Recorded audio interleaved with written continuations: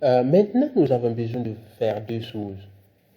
Ça veut dire que ces ventes et ces marges, nous avons besoin de mettre ça dans des colonnes différentes au lieu de les disposer de cette manière. Mais avant de faire ça, nous devons d'abord dépivoter les colonnes de date que nous avons fait avec notre première requête.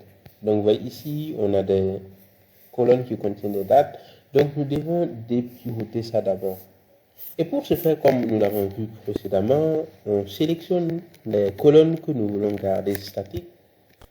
Donc, ça va être les trois premières colonnes. Ensuite, nous allons partir dans transformer, dépivoter et dépivoter les autres colonnes. Et là, je vais renommer ça date.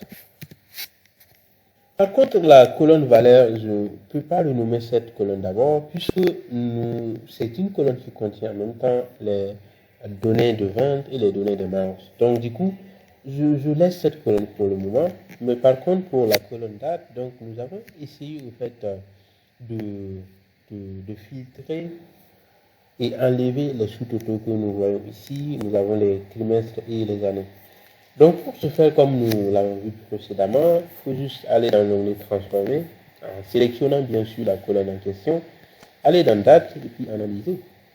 Donc, en fait, les lignes qui ne contiennent pas de date, donc ça va les identifier comme des erreurs. Et à partir de là, je peux filtrer et puis enlever les erreurs qui étaient à la base, en fait, les sous-totaux. Donc, pour ce faire, je repars dans l'onglet Accueil, supprimer les lignes, supprimer les erreurs.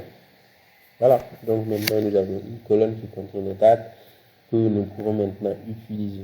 Donc par la suite, nous allons essayer de pivoter la colonne métrique.